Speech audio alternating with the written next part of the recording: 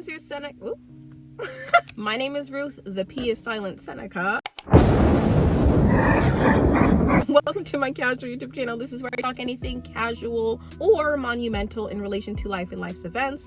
And this week I just wanted to talk about addressing anxiety. Specifically, I'm posting this on Sunday so that people can go into the week kind of like addressing their anxiety and taking the dread and anxiety and stress out of the beginning of the week. Honestly, life is perceived to be lived on the weekends. So whenever the weekend ends, we go into the weekday. At least in my experience, I'm not saying this is for everybody.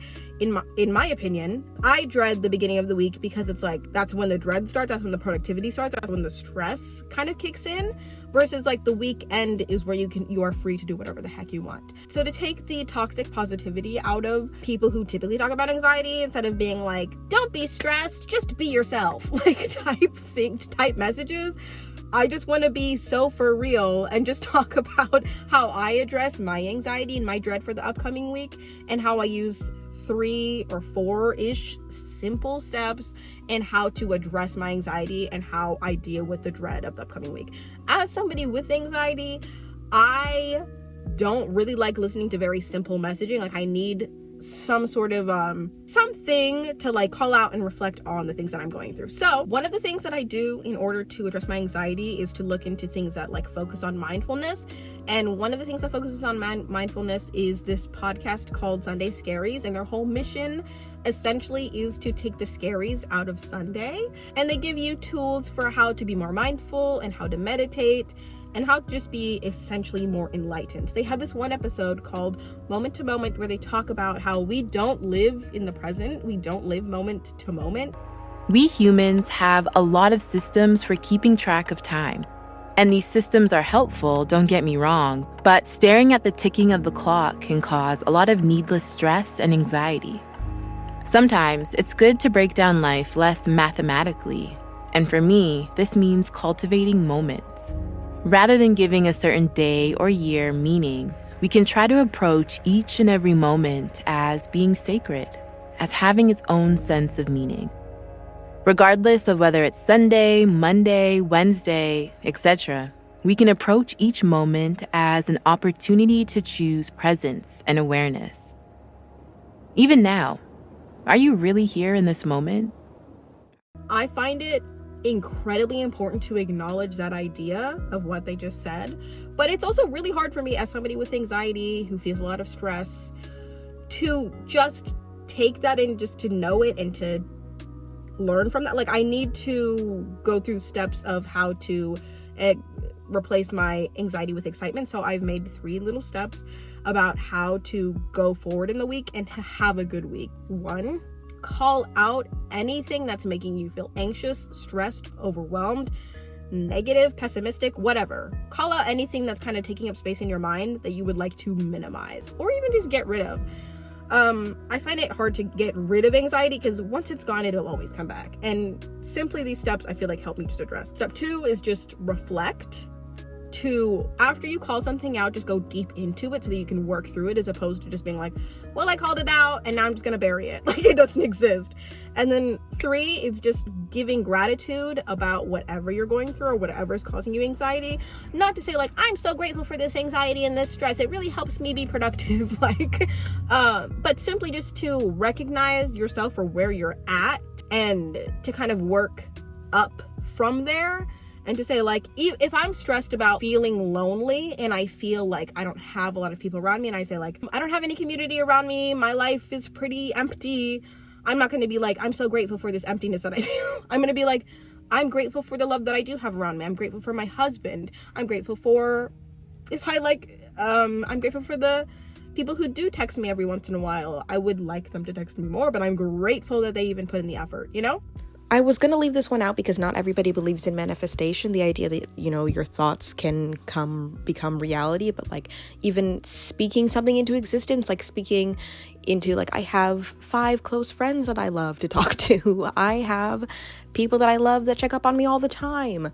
I consistently am texting my best friend, something like that. It does not have to be worded like that, but something like that you would like to see in your real life. Affirm it so that it can be shown. So yeah, so I'm going to do a few of my own and call out some things that are giving me anxiety and kind of work through them. So something that's making me really anxious is, this is what I was crying about on Friday. I have this video called "If God Loved Me, Why Didn't He Make Me a Kardashian?" It's stupid, but I was legitimately crying because my boss, a couple hours before I recorded the video, had told me that she was leaving. And I don't know if I can get through this.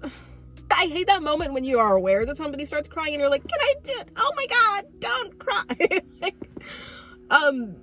But my boss is the best boss I feel like I'll ever have. And that sounds really naive to say because I'm only 24 and this is my first ever full-time job, but she's the reason why I was excited to start working at the job that I'm working at. I primarily love this job because of the people that I work with, and the fact that one of them is leaving is making it really hard for me to feel like excited. You know, I'm like excited and happy for her, but I don't want her to leave. I really don't. So I'm just calling that out and like reflecting. What's making me anxious about this is just like, I don't want anybody to take her place. I like want her to stay really bad because I hate change. Change is so annoying and obnoxious. And I don't know, it's like the end of a chapter, you know? I'm happy that I even got the year with her, you know? Like, I'm happy that I have a boss that I even like. A lot of people have bosses they like absolutely cannot stand, that they like pray will quit. And it's making me feel pessimistic about the future because it's like, how are we going to move forward as a department when she's like the best worker there? She's worked there for the most amount of time, so she knows the most. How the heck is like anything gonna be good after this? I feel like it's not. That, and it's like making me think about my career and like what I want to do with my life, but because I really just want to work at this place for as long as I can. But it's like, dang, if all the good people go, like, is it gonna be great? I don't know.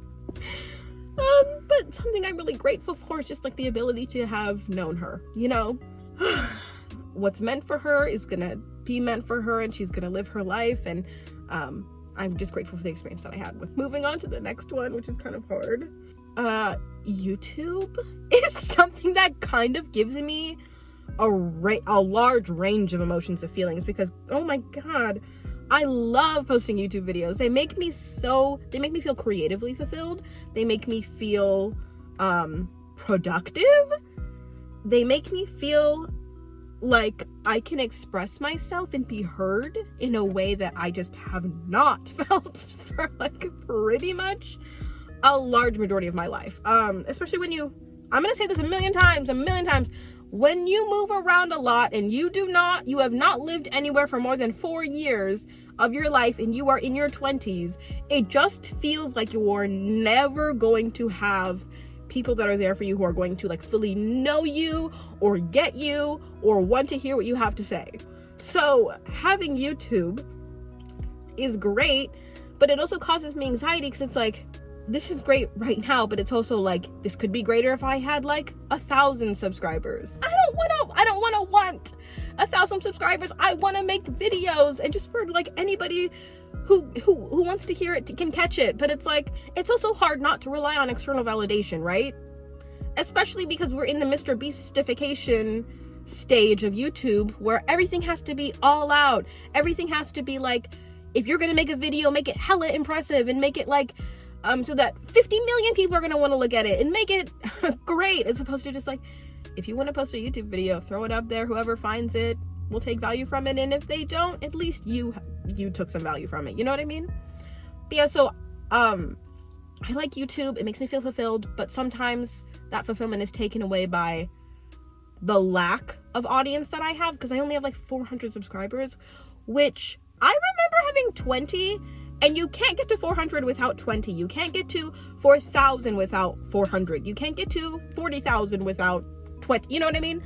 But it's like, I don't want a big audience to be my end all be all. But it almost feels like that's the driving force sometimes, is to like create and build an audience that I want to see your stuff in order for you to feel fulfilled for posting your stuff. That's not it. Like, I know I'm not going to be 100% fulfilled even when I have like 10,000 subscribers, because it's like, Even when you have 10,000, you're gonna want 100,000. But what I'm grateful for is simply just having an outlet. Like I said, moving around a lot, I feel like it's like impossible to feel like heard or validated in any way. But now I have these videos that I can throw out, and even if I'm not completely heard and validated in the way that I want, I am simply acknowledged. I'm acknowledged for my creativity, for my like random thoughts, for my personality, for my humor. Like I love YouTube. Like I love the creative process of what it takes to post a YouTube video. Book club update. I last week talked about being in a book club, and I talked about how it was like really nerve-wracking for me because I was like, what if they don't like me when I walk in? What if I don't like them? What if it's weird? It was fine, you know?